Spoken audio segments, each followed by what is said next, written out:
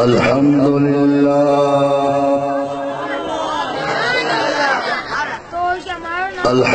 لله رب العالمين، والصلاة والسلام على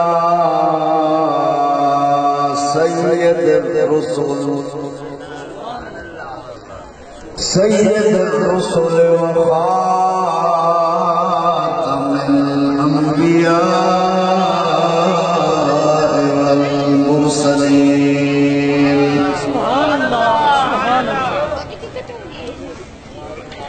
وعلى آله وأصحابه أجمعين.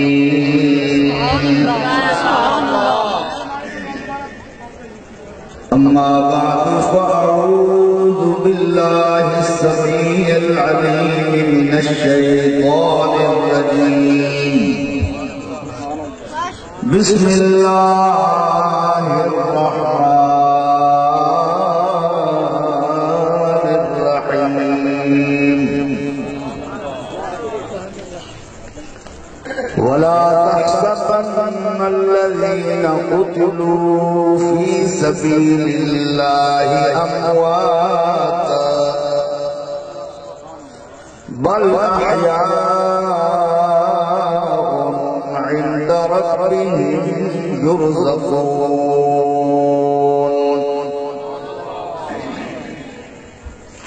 صدق الله مولانا العظيم. إن الله وملائكته يصلون على النبي، يا أيها الذين آمنوا صلوا عليه وسلموا تسليما. درود پاک پڑھیے. اللهم صل على سيدنا ومولانا محمد وعلى آل سيدنا ومولانا محمد وبارك وسلم وصل عليه. الصلاة والسلام عليك يا رسول الله، الصلاة والسلام عليك يا حبيب الله، الصلاة والسلام عليك يا رحمة للعالمين، وعلى آلك وأصحابك يا خاتم النبيين.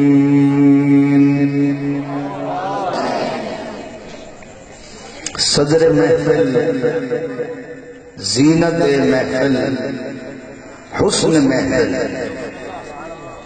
استاذ العلماء، فاضل جلیل، برادر مکرم، علامہ مفتی غلام یاسین خان سعیدی صاحب، واجب العزت اسٹیج پر جلوگر، تمامی علماء کرام، امائے دین علاقہ، معززین اور مجمع میں جلوگر، حضور صلی اللہ علیہ وآلہ وسلم کے سارے غلاموں، آج کی یہ مبارک محفل جس میں کافی دیر سے آپ اپنے قلوب کو، اذہان کو، آنکھوں کو، جسموں کو اور ایمان کو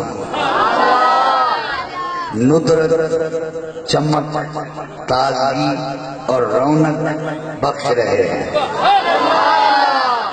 اللہ کے انوار کی بارش اس محفل پر تحت الثری سے عرش اولی تک برس رہی ہے. ہزاروں نہیں، کروڑوں نہیں، لا تعداد فرشتے اس محفل پر اپنے نورانی پروں سے سایہ فگن ہے. مجھ سے پہلے بہت سے نعت خوانوں نے سرکار کی آل کی شان سے ہمیں منور کیا. اسٹیٹ سیکرٹری صاحب جو ہمارے برخوردار ہیں اور ہمارے اس علاقے کا فخر ہے، مغل صاحب، نام کیا آپ کا؟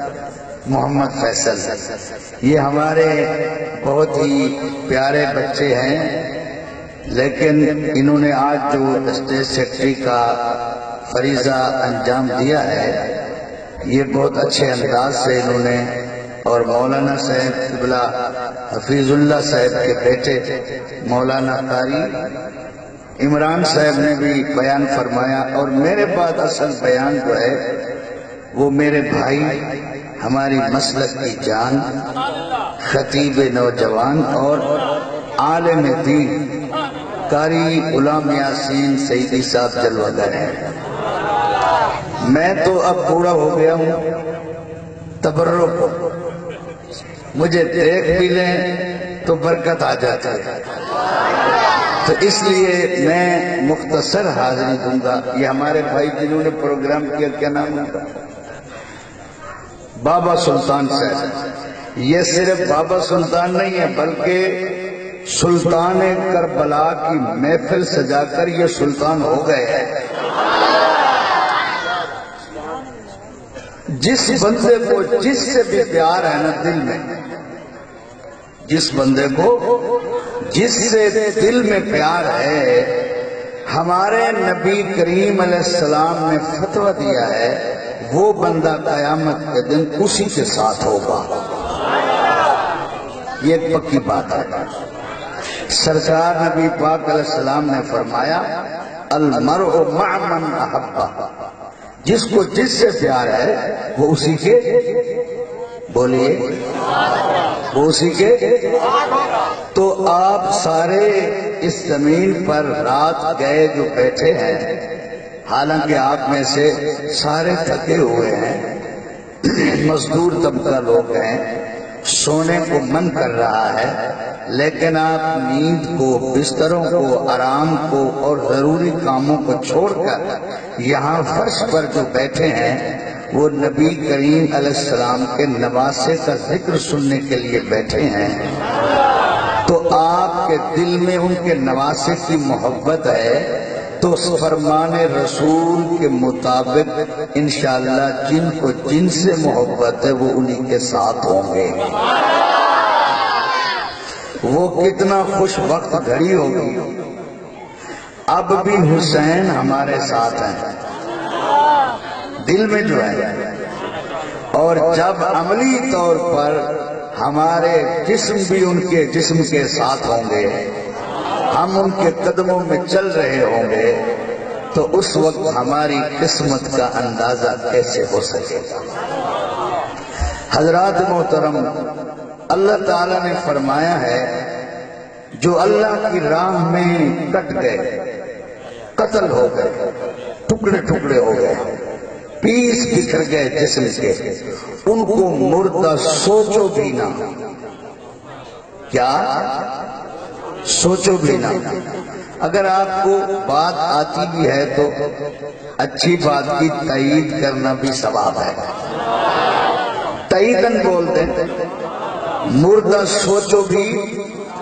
حالانکہ علامہ سے بیٹھے ہیں، شہید کی قبر بن رہی ہے، شہید کی بیوی بیوہ ہو گئی ہے، شہید کے بچے یتیم ہو گئے ہیں، شہید کی جو زمین ہے یا جو بھی مال ہے وہ ورثہ ہو گیا ہے، وراثت میں کنورٹ ہو گیا، وراثت میں تبدیل ہو گیا ہے۔ شہید کا جنازہ بھی ہو رہا ہے، جو عام میت کے لیے کام ہوتے ہیں وہ سارے شہید کے لیے ہو رہے ہیں۔ جنازہ بھی ہو رہا ہے، قبر بھی بن رہی ہے، اس کی بیوی بیوہ ہو گئی ہے، اس کے بچے بھی یتیم ہو گئے ہیں، اس کی جائیداد بھی بٹ رہی ہے، پھر بھی اللہ فرماتے اس کو مردہ کہنا تو بڑی بات ہے، سوچو بھی نہ کہ وہ مردہ ہے۔ حالانکہ سارے کام وہ ہو رہے ہیں جو مردہ کے ساتھ ہو رہے ہیں، لیکن اللہ فرماتا ہے وَلَٰكِن لَا تَشْعُرُونَ، تم سارے بندے، سارے دماغ ایک جگہ جمع ہو جائیں، بڑے دماغ ہیں دنیا میں، بہت کچھ سمجھ سکتے ہیں، لیکن شہید کی زندگی تمہاری سمجھ میں نہیں آ سکتی ہے۔ جب شہید نبی کریم کے غلام کی زندگی، تو جو ہے غلام کی زندگی، نبی کے غلام کی زندگی، شہید شہادت ایک رتبہ ہے، ایک مرتبہ ہے۔ شہید کو حضور کی غلامی اور اطاعت میں شہادت نصیب ہو رہی ہے۔ جب ایک غلام کی زندگی کا یہ عالم ہے کہ وہ دنیا والوں کے دماغوں میں، ان کے اذہان میں، ان کے شعور میں ان کی حیات نہیں آ سکتی۔ یہ شعور اور دماغ کم درجہ رکھتے ہیں، اور شہید کی حیات بہت اونچا درجہ رکھتی ہے۔ جب نبی کریم کے غلام کی حیات کا یہ عالم ہے، خود مصطفیٰ کی حیات کا کیا عالم ہوگا؟ خود رسول اللہ کی حیات کا کیا عالم ہوگا؟ ایک بات میں آپ کو عرض کروں، سارے دوست سنیں، جو حضور کی حیات کے منکر ہیں نا، نبیوں کی حیات کے منکر ہیں، جو کہتے ہیں نبی اپنی قبروں میں زندہ نہیں ہے، وہ ہمیں ایک دلیل دیتے ہیں۔ اگر حضور زندہ ہیں تو کیا زندہ کو تم نے قبر میں سلا دیا؟ قبر زندہ کی بنا دیا تم نے؟ ارے زندہ کو قبر میں سلا دینا تو ظلم ہے۔ ادھر تم کہتے ہو ہمارے نبی زندہ ہیں، پھر تم نے زندہ کو ان کو قبر میں سلا دیا ہے۔ تو میں ان سے یہ سوال کرتا ہوں کہ اللہ فرما رہا ہے شہید کو مردہ کہو بھی نہ، اور ایک جگہ اللہ فرما رہا ہے اس کو مردہ سوچو بھی نہ، اس کو مردہ گمان بھی نہ کرو۔ شہید کے بارے میں مردہ کہنا بھی کفر ہے اور مردہ سوچنا بھی کفر ہے۔ جب اللہ نے اس کو صراحتاً کہا یہ زندہ ہے، بل احیاء، بلکہ یہ زندہ ہے شہید، تو پھر تم زندہ کو کیوں قبر میں سلا رہے ہو؟ توجہ نہیں ہے آپ کو؟ یہ وہ باتیں جن کی ضرورت ہے آپ کو۔ میں اس لیے عرض کر رہا ہوں، جس کو اللہ کا قرآن کہہ رہا ہے کہ یہ زندہ ہے، بل احیاء عند ربهم يرزقون، بل احیاء ولکن لا تشعرون، کہیں فرمایا وہ زندہ ہے، تمہیں ان کی زندگی کا شعور نہیں ہے، کہیں فرمایا بلکہ وہ زندہ ہے، اور کہاں زندہ ہے؟ عند ربهم، وہ دنیا میں تمہارے ساتھ نہیں پھر رہے، ان کی زندگی تو اتنا اونچی ہے وہ اپنے رب کے پاس زندہ ہے۔ جب شہید کی زندگی کا یہ عالم ہے کہ وہ اپنے رب کے پاس زندہ ہے، تو جس کے صدقے شہید کو یہ مرتبہ مل رہا ہے اس کی زندگی کا کیا عالم ہوگا اور اس کے قرب کا کیا عالم ہوگا؟ تو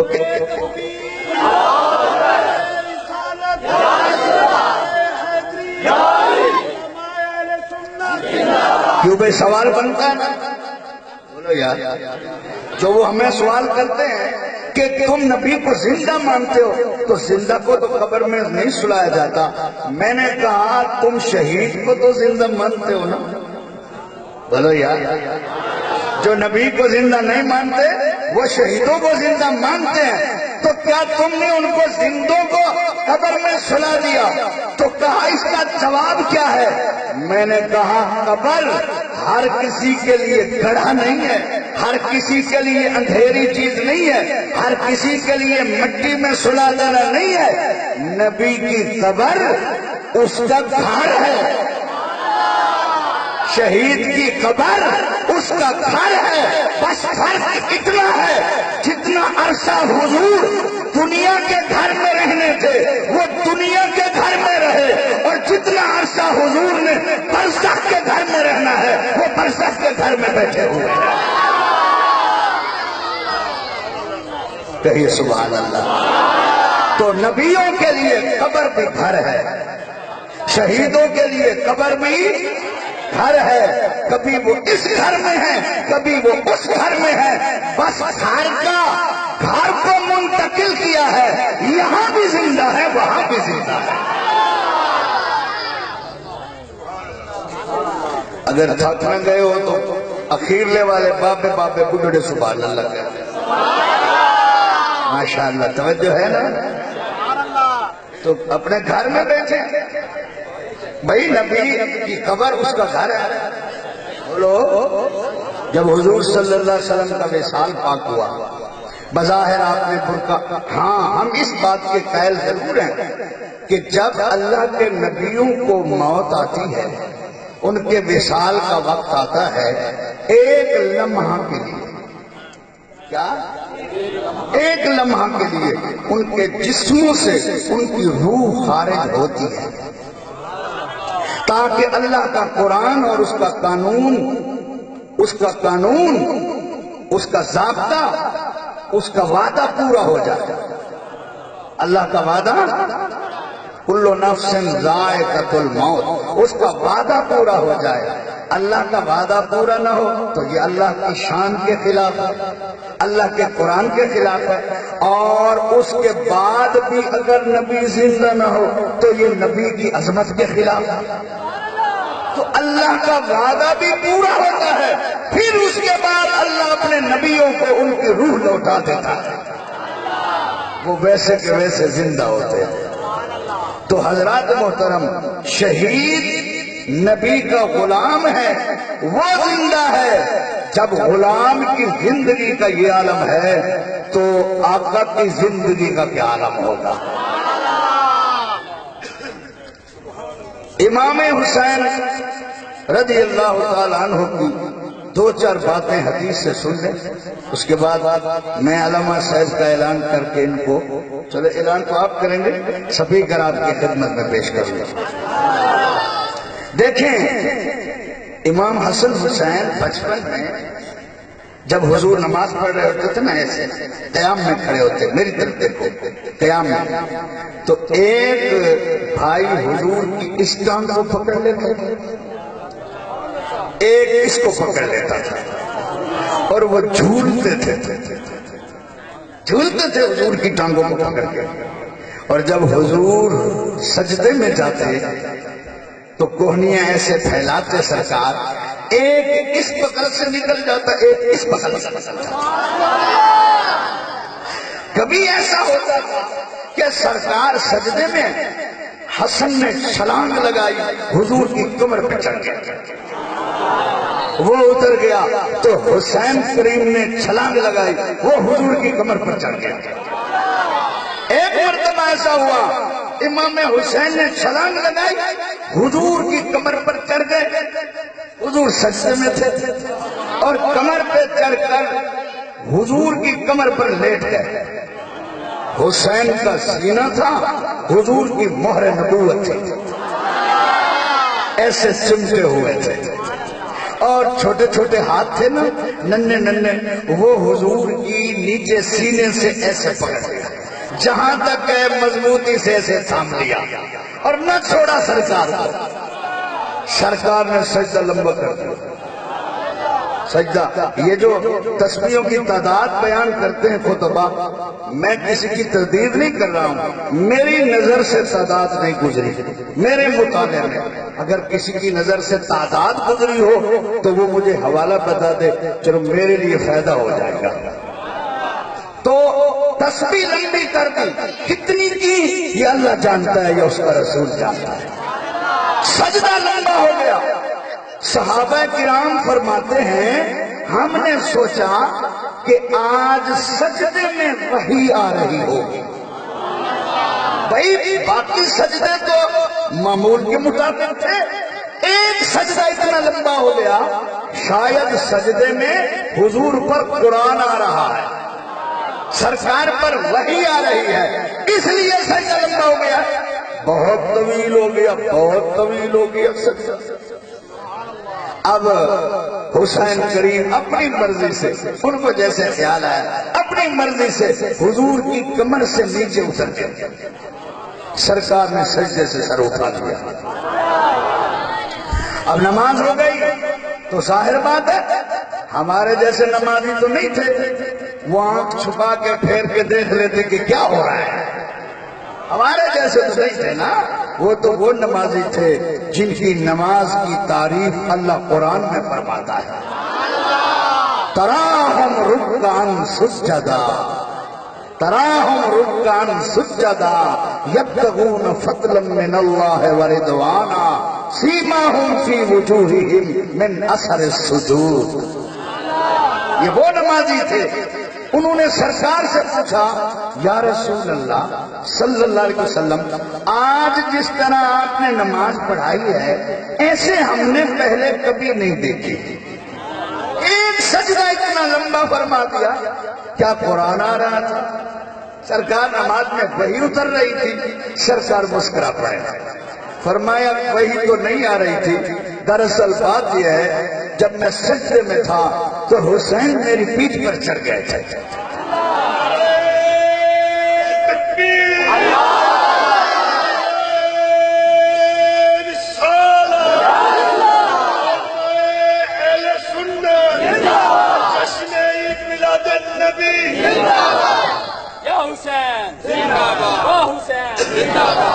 تو حسین میری پیٹھ پر بیٹھ گئے تھے، تو جو ہے صحیح، تو حضور فرماتے ہیں میں نے سوچا اگر میں سر اٹھاؤں تو کہیں میرے حسین گر نہ جائے،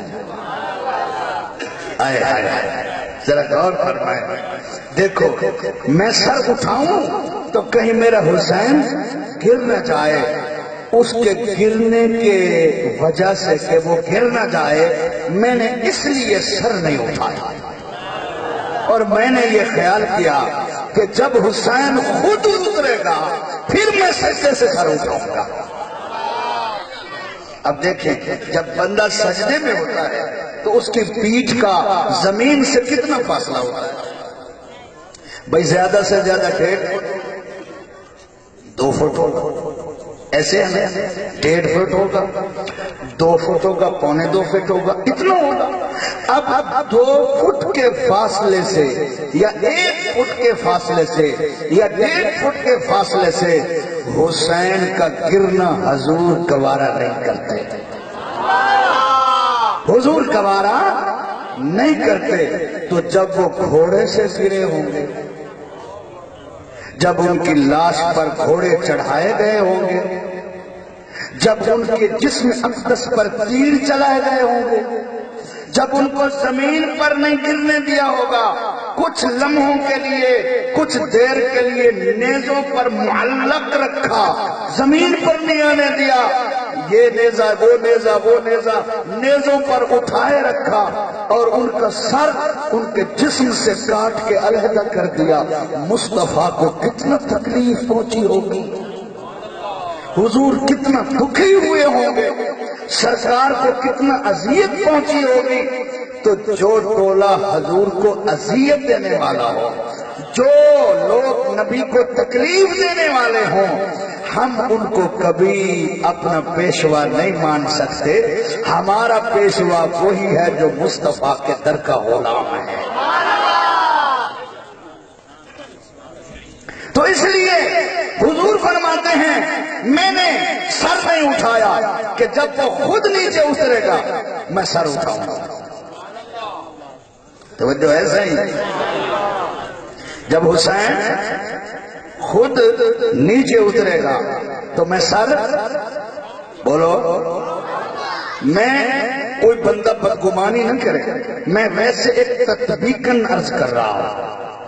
حضور فرماتے ہیں جب قیامت کا دن ہوگا اللہ تعالیٰ سجدے کی اجازت تمام نبیوں میں، تمام رسولوں میں صرف مجھے دے گا۔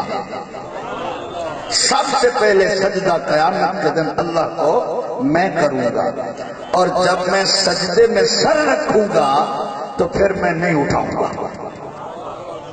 پھر میں سر اپنی مرضی سے، بولو، اللہ مجھے فرمائے گا ارفع راسک یا محمد، اے محمد، اے تعریفوں والے، اے عظمتوں والے، اے صفتوں والے، اے بڑی شانوں والے، اے ہر دور میں جس کی تعریف ہوتی رہی وہ ذات، ارفع رأسک، اے محمد، یا محمدہ سر تو اٹھا،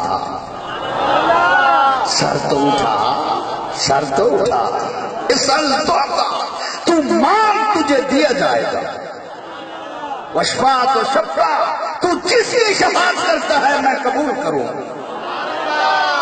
سر تو اٹھا۔ ایک وہ منظر ہے حضور فرما رہے ہیں میں سر خود نہیں اٹھاؤں گا، ایک یہ منظر ہے حسین بیٹھا ہے سر نہیں اٹھاتا،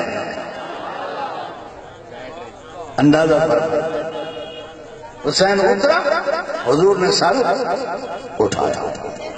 کسی صحابی نے یہ نہیں کہا یا رسول اللہ یہ نماز ہے، آپ کے بچے آ جاتے ہیں وہ آپ کی پیٹھ پہ بیٹھ جاتے ہیں، وہ نماز میں دوڑتے ہیں، آپ کی ٹانگوں کو پکڑ لیتے ہیں، آپ کی بغلوں سے گزر جاتے ہیں، آپ ان کو روک دیں۔ کسی صحابی نے آپ میری طرف توجہ نہیں کرتے پھر تقریر پہ بھی بلا لیتے ہیں، بولتے بھی نہیں، نعرے تو ہے تو اچھی بات، لیکن جب ٹائم تھوڑا ہو تو ٹائم ضائع ہوتا ہے نعروں میں، بات سنو اور جواب دو، جواب نہ دو تو پھر بات سننے کا کوئی فائدہ نہیں ہے، جواب دو، توجہ رکھو، مسئلہ سمجھو۔ دیکھو حضور کو کوئی صحابی کہہ دیتا یا رسول اللہ ہم نے کام کرنے ہوتے ہیں، ادھر ادھر جانا ہوتا ہے، اتنا لمبا سجدہ ہو گیا، ہمیں تکلیف ہوئی، فلاں ہوا فلاں ہوا، آپ اپنے بچے کو روک دیں۔ صحابی نے جب یہ بات سنی کہ حسین حضور کی پیٹھ پر تھے اس لیے سجدہ لمبا تھا، تو کوئی صحابی ناراض نہیں ہوا بلکہ ایسے ہی خوش ہوئے جیسے حضور خوش ہو رہے ہیں۔ اگر کوئی صحابی نبی کی اولاد سے دل سے جلتا ہوتا، اگر کوئی صحابی اہل بیت کا دشمن ہوتا، اگر کوئی صحابی حسن حسین کا دشمن ہوتا تو وہ اعتراض کر دیتا یا رسول اللہ یہ بچوں کا کھیل ہے کہ نماز ہے، آپ ان کو روک دیں۔ صحابیوں کا خوش ہونا یہ اس بات کی دلیل ہے کہ صحابہ نبی اہل بیت کے دشمن نہیں ہے بلکہ اہل بیت کی عزت کرنے والے ہیں۔ اب مسئلہ سمجھ آئے؟ جو تمہیں کہے نبی کے صحابہ علی کے دشمن تھے، فاطمہ کے دشمن تھے رضی اللہ عنہ، حسن حسین کے دشمن تھے، جوتا اتارو اس کے منہ پہ مارو، اس کا منہ جوتوں کے قابل ہے، اس کا منہ جوتوں کے قابل ہے۔ ارے نبی کے صحابہ حسین کی ایسے عزت کرتے تھے جیسے صحابہ خود محمد کی عزت کرتے تھے۔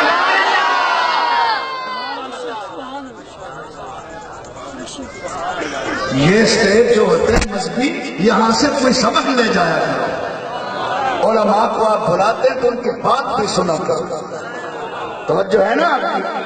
تو صحابی کوئی صحابی حسین و حسن کا دشمن نہیں ہے بلکہ انہوں نے اپنی پلکیں بچھائی ہیں۔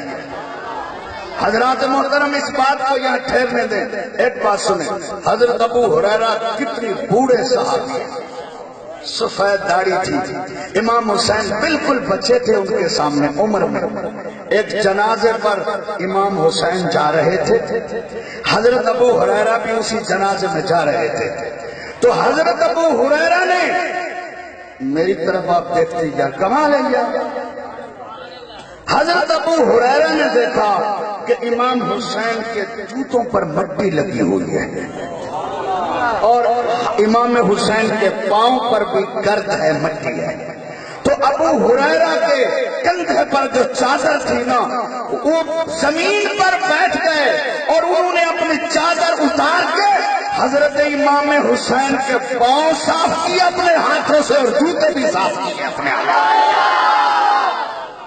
امام حسین نے ابو ہریرہ کا ہاتھ پکڑ لیا اور کہا اے حضرت ابو ہریرہ آپ میرے نانا کی نشانی ہیں، آپ میرے نانا کے ساتھی یعنی صحابی ہیں، آپ ان کے قدموں پہ بیٹھنے والے ہیں، آپ ان کے شاگرد خاص ہیں، آپ ایسا نہ کریں۔ تو حضرت ابو ہریرہ نے کہا جو نسبت رسول سے آپ کو ہے مجھے کرنے دیجیے، اس سے حضور خوش ہوں گے، حضور کی خوشی کے لیے کر رہا ہوں۔ حضرت عبداللہ ابن عباس رضی اللہ عنہما کتنی بزرگ ہستی ہے۔ عبداللہ ابن عباس کون ہے؟ نبی کریم کے چچا کا بیٹا ہے، حضور کا بھی شاگرد ہے، مولا علی کا بھی شاگرد ہے، اور نبی پاک کو تہجد کے ٹائم یہ وضو کرواتے تھے۔ یہ بچے تھے ابھی 4-5 سال کے، تو حضور کے چچا عباس نے ان کو کہا تو نبی کریم کے گھر سویا کر، ادھر گھر نہ آیا کر، رات کو ان کی خدمت کیا کر، جب وہ اٹھتے ان کو لوٹا پانی کا بھر کے دیا کر۔ تو حضرت عبداللہ ابن عباس نے ایک دن جب صبح شہری کے ٹائم تہجد کے ٹائم سرکار اٹھے، عبداللہ ابن عباس نے پانی پیش کیا، حضور نے دعا کی اللہم فقہہ فی الدین، اے اللہ اس کو دین کا فقیہ بنا دو، خوب سمجھ عطا کر، اللہ اس کو قرآن کا مفسر بنا دے، توجہ ہے نا، قرآن کا مفسر بنا دے۔ تو ایک مجھے ابھی بات یاد آ گئی، بخاری شریف میں حضور نماز پڑھ رہے تھے تو عبداللہ ابن عباس رضی اللہ عنہ حضور کے پیچھے کھڑے ہو گئے، ابھی 4-5 سال کے تھے، سرکار نے ان کا ہاتھ ایسے پکڑا نماز میں، ایسے پیچھے ہاتھ کر کے ان کو پکڑ کے اپنے برابر کھڑا کر دیا، وہ پھر پیچھے ہو گئے، سرکار نے پھر پکڑ کے نماز میں ان کو اپنے برابر کھڑا کر دیا، وہ پھر پیچھے ہو گئے۔ تو جب نماز ہو گئی سرکار نے فرمایا عبداللہ میں تمہیں برابر کھڑا کرتا ہوں، تم پیچھے ہٹتے ہو۔ اب اس بچے کا جواب سنیے، پوری کائنات میں ایسا جواب کوئی نہیں دے سکتا، یہ وہ جواب ہے جو خدا کی طرف سے آیا ہے، یہ وہ جواب ہے جو جبریل کی طرف سے آیا ہے، یہ وہ جواب ہے جو قرآن کی طرف سے آیا ہے۔ اور صحابہ کے گھروں میں چھوٹے بچوں کو نبی کی تعظیم کس طرح سکھائی جاتی تھی، ان کے رگ و ریشہ میں تعظیم مصطفیٰ رچی ہوئی تھی۔ عبداللہ ابن عباس 4-5 سال کے بچے کہنے لگے یا رسول اللہ آپ اللہ کے رسول ہیں، میں کون ہوں جو آپ کے برابر کھڑا ہو سکتا، میں کون ہوں جو آپ کے برابر کھڑا ہو سکوں، یا رسول اللہ آپ اللہ کے رسول ہیں، اور رسول ان کو خود کھڑا کر رہے ہیں، وہ پھر بھی پیچھے ہٹ رہے ہیں، وہ اپنے آپ کو رسول کے برابر نہیں سمجھتے، حالانکہ وہ ہیں بھی رسول کے خاندان سے، ہیں بھی رسول کے کنبہ سے، ہیں بھی رسول کے قبیلہ سے، ہیں بھی مصطفیٰ کے چچا کے بیٹے، اور چچا کے بیٹوں میں تو شراکت بھی ہوتی ہے، برادری بھی ہوتی ہے۔ وہ کہہ رہے ہیں یا رسول اللہ آپ کا رتبہ تو اعلیٰ شان ہے، میں تو نماز میں بھی آپ کے برابر نہیں کھڑا ہو سکتا۔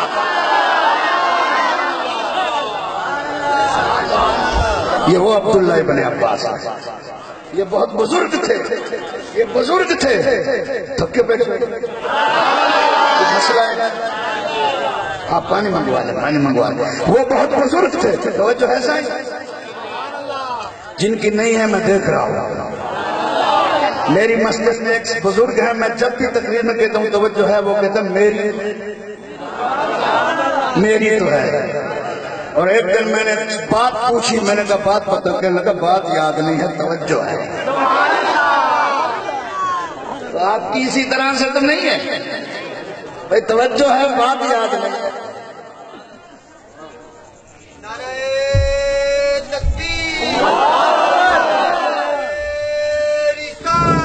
یا رسول اللہ توجہ، یہ عبداللہ ابن عباس جب حضرت امام حسن حسین بہت بچے، یہ بہت بڑے، جب مدینہ میں حضور تشریف لے آئے یہ 5-6 سال کے تھے عبداللہ رضی اللہ عنہ، اور آپ کو پتہ ہے سن 4 ہجری میں امام حسین پیدا ہوئے، اور 3 ہجری میں امام حسن پاک پیدا، ٹھیک ہے نا؟ تو وہ بہت بڑے تھے ان سے عمر میں، تو خاندان کے بزرگ بھی تھے، ان کے ابا کے شاگرد بھی تھے، لیکن جب بھی حضور کے چچا کے بیٹے تھے اور امام حسن حسین کے کیا لگے، چچا لگے نا، تو یہ نسبت بھی تو تھی نا۔ لیکن جب امام حسن حسین گھوڑے پر بیٹھنے لگتے تھے، جہاں بھی جانے کے لیے گھوڑے پہ بیٹھنے لگتے تھے، تو جہاں پاؤں نہیں رکھتے گھوڑے پہ بیٹھ کے، رکاب کہتے ہیں، تو حضرت عبداللہ ابن عباس رکاب کو پکڑ کے کھڑے ہو جاتے تھے۔ لوگوں نے اعتراض بھی کیا، میں نے پہلے کہا صحابہ جس طرح حضور کی تعظیم کرتے تھے، حسن حسین پاک کی تعظیم بھی اسی طرح کرتے تھے۔ لوگوں نے کہا تم اس خاندان کے بزرگ ہو، تم ایسا کیوں کرتے ہو؟ توجہ ہے؟ عبداللہ ابن عباس نے کہا لوگوں سنو، جو نسبت حسن اور حسین کو رسول اللہ سے ہے، میں ایسا کرنا اپنے لیے سعادت سمجھتا ہوں، سعادت سمجھتا ہوں۔ مشہور بات ہے بخاری شریف میں، اگر اہل سنت و جماعت، محدثین مفسرین اہل سنت اہل بیت کو نہ مانتے ہوتے تو اہل بیت کی شان والی حدیثیں اپنی کتابوں میں کیوں درج کرتے؟ اگر حضرت عائشہ صدیقہ ام المؤمنین حضرت فاطمہ سے جلتی ہوتی تو حضرت فاطمہ کی شان کی جتنی حدیثیں ہیں، بخاری مسلم نسائی ابن ماجہ ترمذی میں جتنی بھی حدیثیں ہیں، بی بی فاطمہ کی شان میں مشکات اٹھا کے دیکھ لو، وہ اکثر حضرت عائشہ صدیقہ سے روایت ہے۔ جو جس کا دشمن ہوتا ہے وہ اس کی تعریف نہیں کرتا، آگے تعریف بیان نہیں کرتا، نشر نہیں کرتا۔ یہ 5 تن والی حدیث بھی، یہ جو چادر میں حضور نے جن چاروں کو بٹھایا اور کہا اللہم ہؤلاء اہل بیتی، اے اللہ یہ میرے اہل بیت ہے، یہ 5 تن والی حدیث بھی صدیق اکبر کی بیٹی ام عائشہ صدیقہ نے بتائی ہے۔ تو میں اصل میں کہنا یہ چاہتا ہوں، اہل بیت کی اصل تعظیم اور اہل بیت کو اس طرح ماننا جس طرح ماننے کا حق ہے، پہلے بھی اہل سنت مانتے تھے، اب بھی اہل سنت مانتے ہیں اور پھر بھی اہل سنت مانتے رہے۔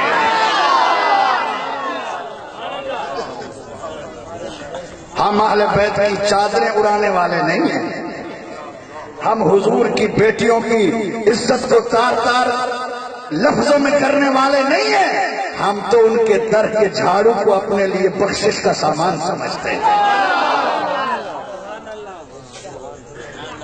تو توجہ ہے نا، سرکار نے کہا میں سر اس لیے نہیں اٹھایا کہ میری پشت پر حسین تھا۔ اعجاز مصطفیٰ پر شریعت کھڑی رہی، تھوڑا ایسا کر دے حضرت، اعجاز مصطفیٰ پر شریعت کھڑی رہی، اعجاز مصطفیٰ شریعت کھڑی رہی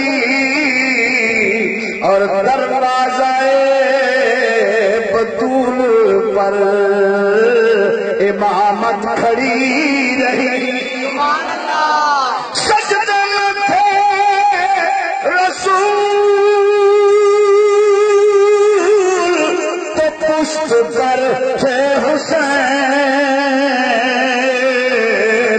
حسین تو بیٹھے رہے عبادت کھڑی رہی،